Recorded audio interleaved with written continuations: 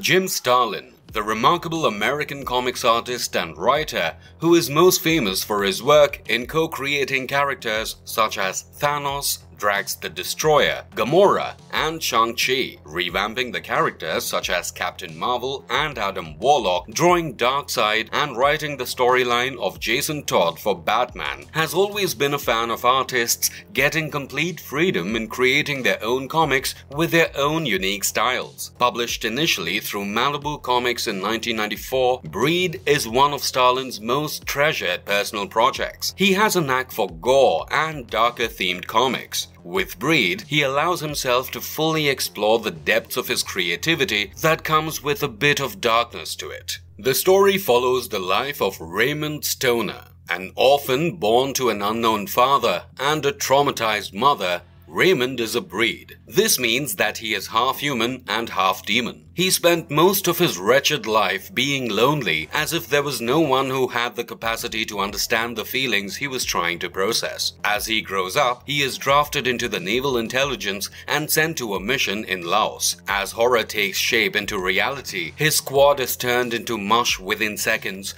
as a storm of bullets surround them. They had been ambushed by opposing soldiers. With death now knocking at Raymond's doors, he has no options left for survival. But, as it turns out, this was only the beginning of Raymond's story. Before we go into our explanation, we have a very small request. If you like our content, please support us by subscribing to our channel. This is a small click for you, but for us, it means a lot. Thank you.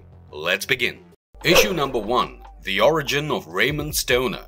The scene is set in 1949 in Bucksnot, Texas, as Captain Alexander Stoner receives a call for backup, which requires his special combat training, as the state troopers have been put in a situation that seems way above their training and pay grade. As the captain makes his way towards the desolate town, he notices that it is shrouded in a green glow. As the battalion makes its way through the town, they are greeted by sights of horror with bloodshed all around. They even find a shoe with an amputated foot in it, as if it had been bitten off. To find answers to what is going on, the captain commands his troops towards the source of the green light. Upon entering the building, they witness a pile of skulls displayed on a table alongside a demonic sigil made from blood, while incomplete skeletons fill the ambience of the room. Suddenly, they hear a sound of a window breaking, and all the troops are alerted by it, prompting them to search the rooms. As they try to kick a door open, it blasts in front of their faces from the inside. The captain is dazed as he gets back up, while 2 other soldiers die from the impact. With the room now accessible,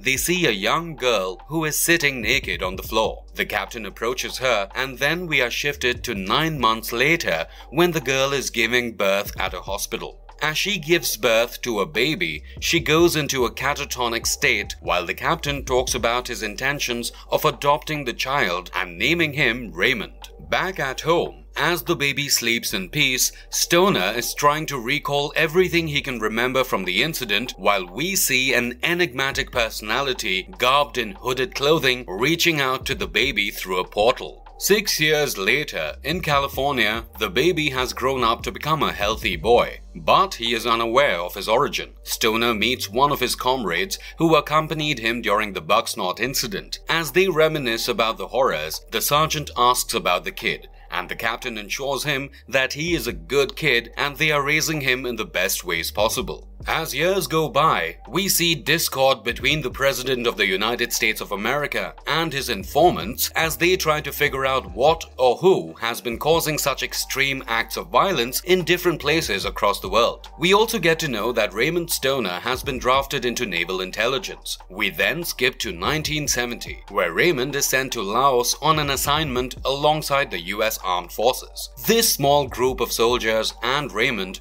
are ambushed by Laotians while they are traversing through the forests. As he witnesses everyone around him die by a storm of bullets being fired their way, Raymond scurries away in search of cover while shooting around frantically. He realizes the situation he is in and something in him snaps. His eyes turn demonic red while his skin turns grayish purple. He is suddenly filled with adrenaline and the overwhelming strength to overcome his assailants. He goes on a rampage and brute forces his way through every enemy, killing them all. Triumphant, he stands over his attackers' dead bodies, but it is not the same Raymond, as he ostensibly has turned into a demon-like creature. Miraculously back alive from his mission, Raymond is put in a hospital for his recovery. But as Alexander is informed, his son was covered in blood from head to toe, with none of it being his. The doctor then tries to ask Raymond questions about his experience on the battlefield in Laos. Raymond, unable to recall anything, is told not to force himself to remember the incident, as traumatic amnesia is something that the medical industry has not been able to explore much. As a distressed Raymond complies, the shadowed figure dressed in hooded clothing appears again and whispers, "Come to me, my brother," as they watch over Raymond through a portal. Issue number 2. Raymond's trippy trip to elsewhere. Our story continues in New York City in 1972. Raymond Stoner, who is now a failed journalist as he has been fired from one job after another, is sulking in his home surrounded by his own filth as beer bottles, ash from cigarettes, and random particles of food constitute the majority of his interior decoration. He tries to figure out his next move in life as he is currently clueless and basically a complete screw-up. As he scours his apartment for more substances for him to get intoxicated by, he remembers a stash of acid that he received from a man at a party some time back. He tries it, and since he does not have any person to call to accompany him, he decides to venture out on the streets. 15 minutes pass, and Raymond is tripping on acid while he walks through his neighborhood. Filled with hallucinations and projections of complicated things from his mind, Raymond comes across a familiar doorway that had caught his eye earlier as well. As he never really got the chance to explore it before, he decides that it would be harmless if he did it while on an acid trip. Talk about good decision-making skills. As he makes his way inside, he revels in the uncanny decor and starry sky. But then he strolls off to an area that seemingly goes on for miles. In disbelief, Raymond thinks to himself that it is just the effects of the drug and not entirely real. He sits beside a fountain to catch his breath, but he is astonished to see that the fountain is showing him memories from when he was ambushed in Laos. As he witnesses himself fighting the assailants off and turning into a monster, he is terrified and runs away from the fountain. He then follows a woman into a room to get some answers, but is caught by a green tentacled monster that gets a firm grip on him, not allowing for any movement. The shadowed entity then arrives and throws a machete towards Raymond for him to fend off this grotesque creature. Seemingly unable to fight it off, Raymond is surrounded by the monster's tentacles. We are then shifted to Alexander as he is being told that the funding for his operations to find the culprit for the killings is being cut off, as the higher-ups do not see the need for such projects since they have been majorly unsuccessful in finding any answers to the mysterious killer. The general also suggests to Alexander that hiring a full-time photographer would be difficult and that he should employ his son to work with him instead. Thinking that it would be a good idea, as Raymond has not found much success on his own, Alexander agrees, but Sergeant Perry questions whether he would even accept the offer or not. Back to where Raymond is struggling with the monster, as he feels like his body is about to give up, he once again involuntarily starts turning into a demonic entity, as his eyes turn red and his body grows immensely in muscular mass. He even grows horns in place of his eyebrows, and this transformation gives him more than enough power to fight off the monster by cutting off his tentacles and forcing it to retreat. Raymond then stomps his way out of the room to find the mysterious person as they went and sat beside the fountain. Raymond mentions how he had sensed their presence but was only able to see them when they threw the machete towards him. Impressed, the mysterious person commends him on it and explains that it is their unique talent to only be seen when they wish to be seen. When Raymond asks about the monster that attacked him earlier, the person replies by saying that it was just a test of Raymond's capabilities and the creature was never really a threat to him. Confused, Raymond demands the person to tell him their identity. They mention how they have had many names in the past, but have developed a bias towards one in particular, that being Rachel. Just then, Raymond loses consciousness and falls to the ground, to which Rachel humorously remarks whether he always collapses when he sees a pretty face. Issue number 3. Shattering of Delusions. Regaining consciousness, Raymond tries to persuade himself that everything he saw was just a dream and nothing is real. His delusion is broken by Rachel, who pours water from the fountain on his wounds to heal him. Surprised by his injuries being instantly healed, he questions about the visions he saw in the fountain and states how it is not possible for this mysterious place to reside amidst New York City. Rachel explains that the fountain possesses some kind of magical abilities and that Raymond came to this place through a portal that connects to New York. As Raymond proceeds to ask progressively more mindless questions to Rachel, she hands him a pair of clothes and ridicules him for focusing on such insignificant things. She then reminds him of the Laos incident and tries to break his delusion as he thinks that the monster he saw in the vision was not real. She even goes as far as to let him know that his parents are not his biological family and that his mother was a victim of non-consensual activities forced on her by an entity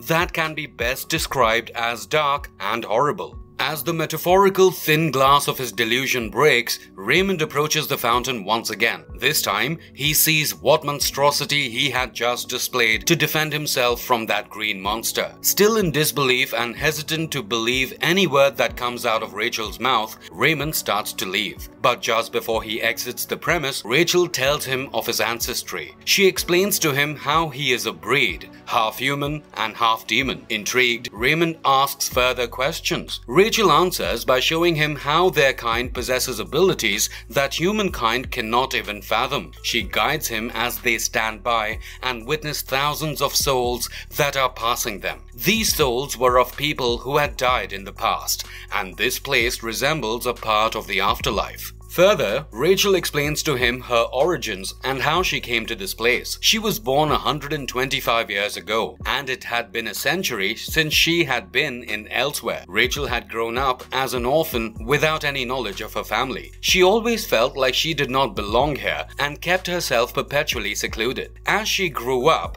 the hardships of life made her sell her body, partaking in the practices of prostitution. One fateful night, as the man who hired her services cut her with a sharp blade in a fury, in self-defense, Rachel killed him. Knowing that no one would support her even though she had been assaulted by the man, Rachel fled and somehow found a gateway leading up to elsewhere. Since this incident, Rachel has been residing in elsewhere as it is the only safe place she knows. She also mentions how the other breeds, apart from herself and Raymond, just act as minions for their demonic father and commit his sins for him. For the rest of the breeds that do come along to elsewhere, Rachel initially interacts with them, but if she feels that they would inform their demon father of her existence, she would kill them, as the secret of her existence is not to be exposed to their master, otherwise it would be her demise as well. With their conversation proceeding, with Rachel trying to make Raymond understand that he cannot escape what he truly is, he still is not ready to accept anything about his reality. To make him comply, Rachel then opts for a more forceful way. She turns into her monstrous form and grabs him by his tank top, all the while explaining to him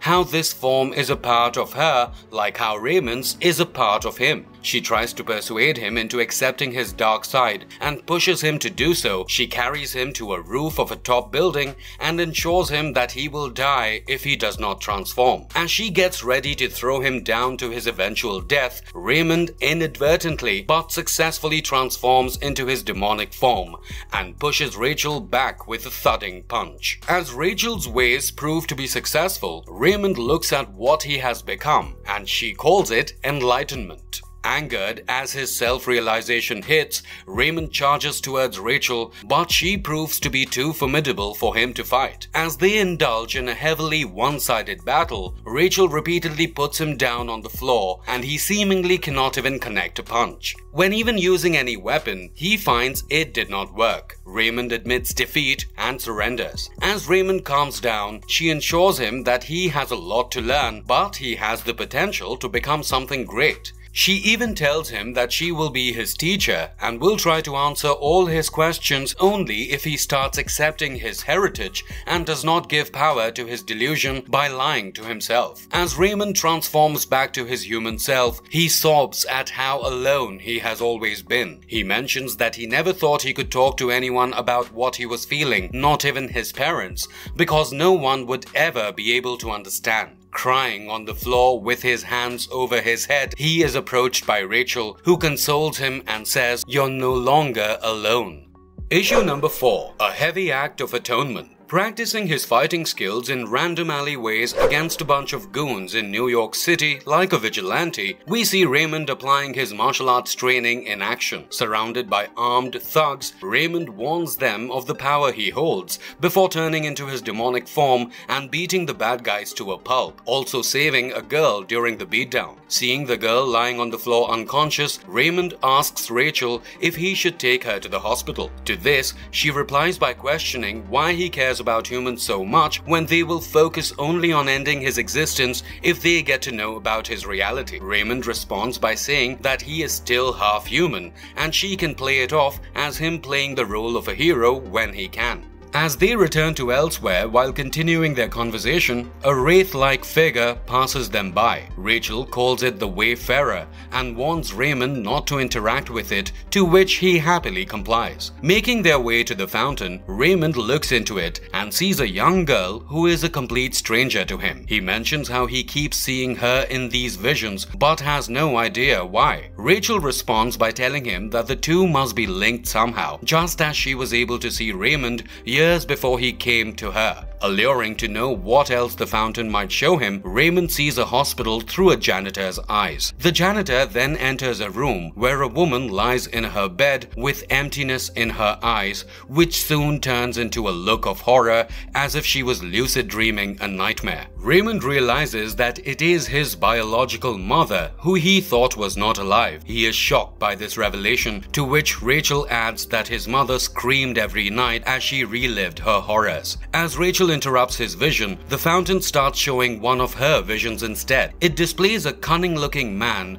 whom Rachel knows nothing about, apart from the fact that he is a breed as well. We then shift the scene to see Alexander Stoner attending the funeral of Raymond's mother, who had been alone for a lifetime at a hospital in hopes of recovering from her trauma. After the processions come to an end, Stoner and Perry have a conversation about Raymond. Stoner expresses his remorse for not even being able to inform Raymond of his mother's demise, as he has gone entirely off the grid. Sergeant Perry gives him words of little encouragement by ensuring him that his son will eventually come back. While in Paris, Raymond has mastered the art of not being seen by the naked human eye during his training under Rachel. She warns him that he can still be seen if someone clicks a photograph of them, and Raymond responds by saying that some words of encouragement are always welcomed and that she does not have to always give him such a hard time. The two depart from each other's company as Raymond postpones his training for the next day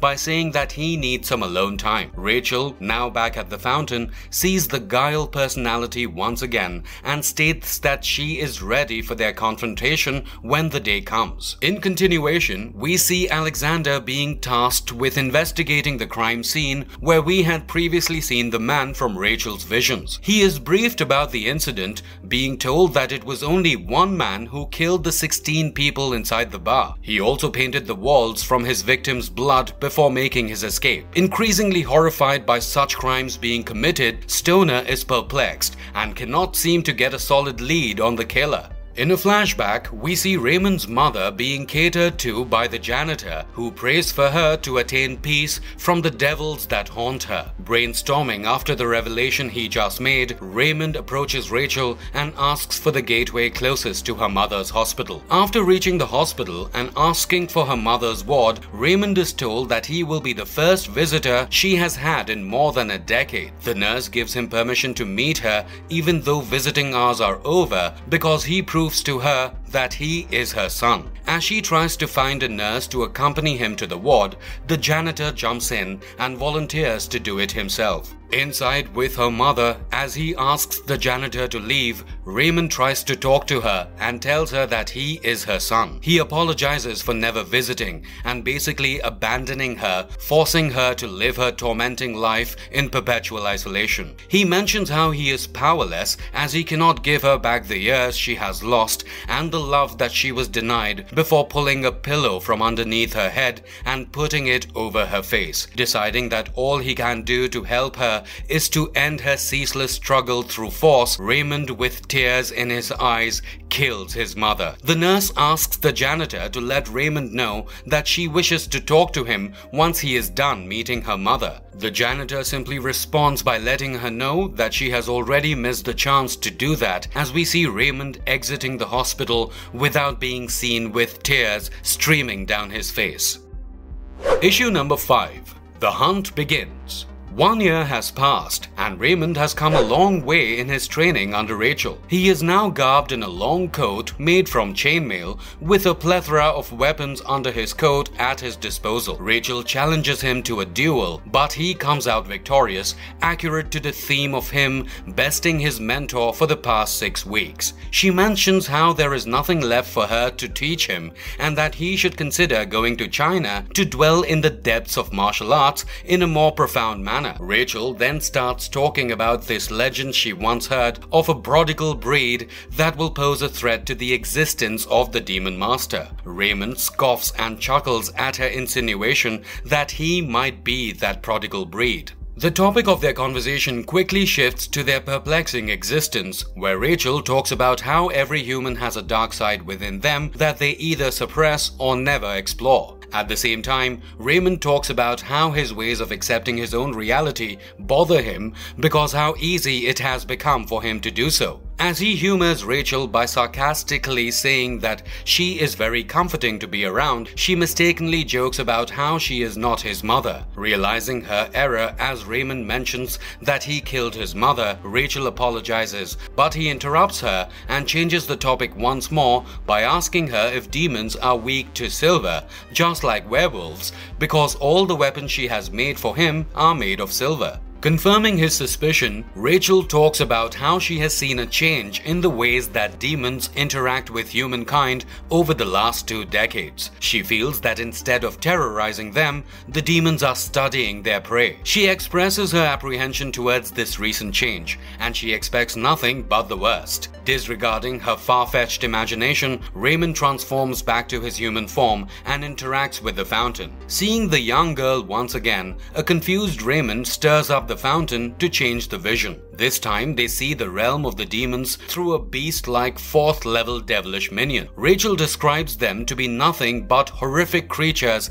that have lost all their sanity. As the critter makes his way inside a structure, they see 2nd level demons. She explains that the creature that has given birth to Rachel and Raymond must have been a 2nd level demon. Suddenly, the two realize that these monsters from the demon world are looking directly back at them. Rachel exclaims that they have to leave this place as they will now be hunted. She also mentions how full-fledged demons cannot enter the realm of elsewhere, but their assailants would be other breeds instead, as she foresaw breeds hiding in different parts of the earth collect around the gateway to elsewhere in search of Raymond and Rachel. As this happens, our heroes plan to hide in New York City to escape the grasp of the other breeds, but the challenge lies in escaping elsewhere first. Preparing for the trials they're about to face, Rachel and Raymond gear up and transform into their demon forms.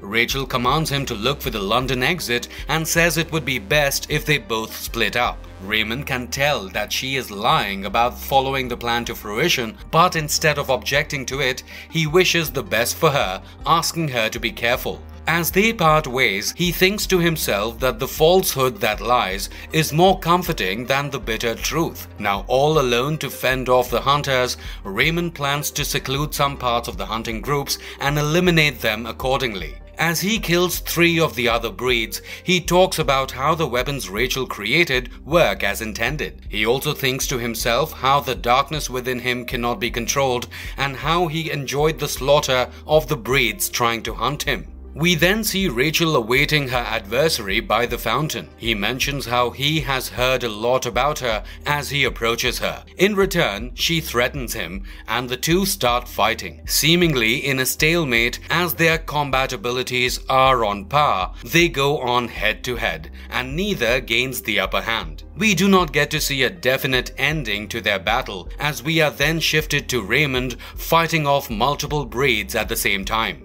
As he evades and eliminates the breeds that are in his pursuit, Raymond talks about how there is no escaping the truth of his life. He talks about how it is futile to disregard his fate. He knows that the path of the Scarlet Legacy that he is on is not something that he can overlook anymore. He motivates himself not to succumb to the idea of indefinite and decides to face his destiny head on. Through determination and perseverance, he ensures that he comes out triumphant through every difficulty that life throws towards him. Even though this is a life he never desired, since he has been given this unearthly heritage, he must accept his dark side. While he proceeds with this monologue in his mind, we see him fighting and successfully defeating the breeds that were attempting to terminate him. As he stands over their dead bodies, he knows that he has successfully passed phase 2 of his trials and is immediately ready for the next. The scene ends as Raymond is surrounded by a bunch of breeds, all bloodthirsty and eager to kill him.